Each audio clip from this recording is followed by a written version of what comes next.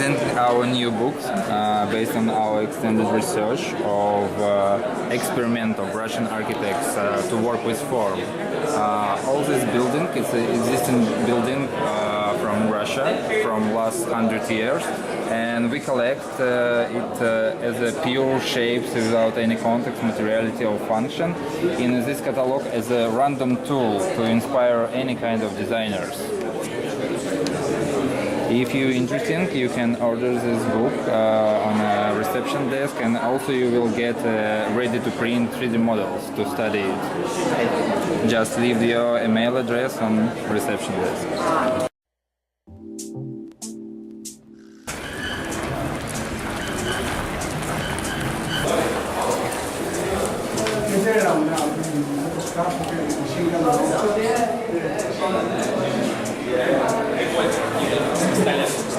So my name is Dasha Paramonova. I'm a curator of Russian Pavilion this year, and Brendan Magitrik, my colleague, and we also have the third person, Anton Kalgaev.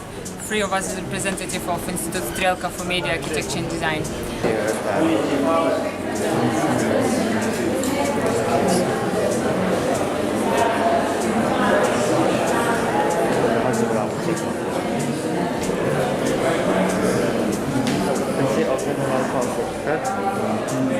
This year topic proposed by Rem sounds for National Pavilion sounds like 1914-2014 Absorbing Modernity, and his statement is basically that national styles disappeared because of this globalized single language that all countries are sharing today.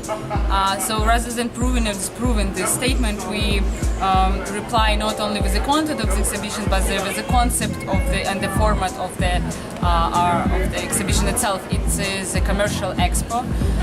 So from our perspective, trade fair, commercial expo is a certain engine or tool which spreading this kind of globalized language all over the planet, and it's the way why this, like, we're sharing this kind of features in common. If you look at different expos all over the world, they're kind of the same, and it was even so for 100 years. Thank you.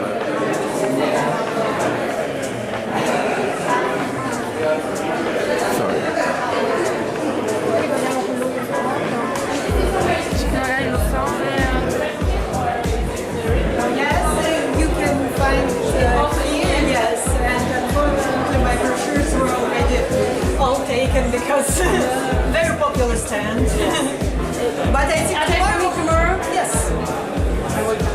Okay, because it is really nice brochure with the history of rail stations and with different sculptures.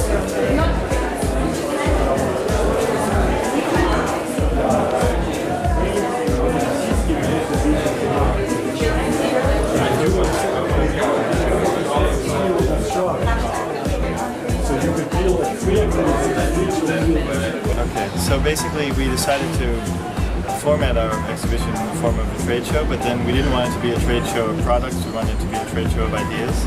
So we selected 20 architectural ideas from the past century, and we wanted to show that although they may be historical, that they still retain elements which are valuable today and that can solve problems or provide inspiration to architects working today. So basically, in order to do that within the trade show format, we invented companies which would then explain the idea and sort of provide a new use for it. So then within our exposition, you'll see that it's divided into booths, each one for a different company, and then each company booth is represented by a salesperson. And these people explain the idea, the historical idea to the visitors. And it's just important to say about them that they're not actors, they're actually experts who've done research on the topic. So they're able to provide a kind of depth of information that we couldn't in text or on the walls or anything like this. And obviously in a much more kind of humane, personal way. So this is essentially the show. Hello, welcome to Financial Solutions. We are a real estate consultancy focused on strategic demolition of historical landmarks and reconstructing them with new materials and expanded program.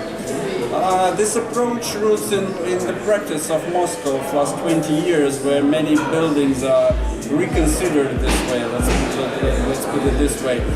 So we think that heritage is important, but it shouldn't necessarily limit cities to the modern life, to economic growth, to comfort, to business opportunities.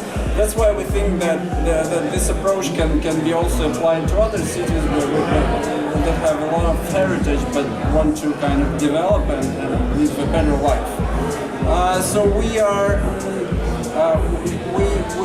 have a couple of examples from practice of Moscow that we demonstrate to our potential clients. One is Hotel Moscow, built originally in 1930s by Alexei Shushev, right near the Kremlin, then demolished completely in the year 2000 and rebuilt from scratch. The facade is the absolute copy, but the slogan of our company is the same but better, and this is the same but better. Why is it better? Because it has better, more commercial space, it has underground parking, the hotel itself is more comfortable, so it generates more value, it's more comfortable for the modern living. Another example is Voentorg, shopping kind of building or mall built originally in 1907 in Moscow. Beautiful Art Nouveau style building with unique interiors. Teared down in the end of 90s for official reason of like poor condition, because it wasn't maintained or repaired for decades. Then reconstructed, so it's not the exact copy, but there was a promise that key architectural elements will still be in place, and they are in place. Like look, the interiors are almost the same. But why is it better? Of course, because the amount of space and the quality of real estate is much higher. It's right in the center. It generates more profits, and then it's just a better, more profitable and more comfortable estate. Finally, our flagship project of saving the Shukhov Tower, or not saving, but kind of reconstructing the Shukhov Tower. Shukhov was a brilliant Russian engineer. Actually, he was not an architect. He was building structures. The Shukhov Tower was built in 1920. Here is the quote from Sir Norman Foster about this building: "A structure of dazzling brilliance and great historical importance," he thinks. It still exists. It's out of service, meaning it doesn't work as a broadcasting unit, but it's in poor technical condition. So technical experts are not sure it's possible to save it. We don't think it's a problem. We think it can be solved. So we propose to build a new and better Shukhov Tower. And it won't be just a boring, empty structure as it is now, but it can have restaurants inside. It can have panoramic view on top. We still collect ideas from different architects, like for example German architects offered to cut this tower here and make a helicopter base, but it will change the landmark though. So again, the landmark is still in the city, but it's used it generates profits, it's used for commercial purposes, and it attracts more traffic, more people, because now Shukhov Tower is standing in a quiet, place in Moscow, and not many people know about it, only architects and experts. This way, more people will be aware of the heritage.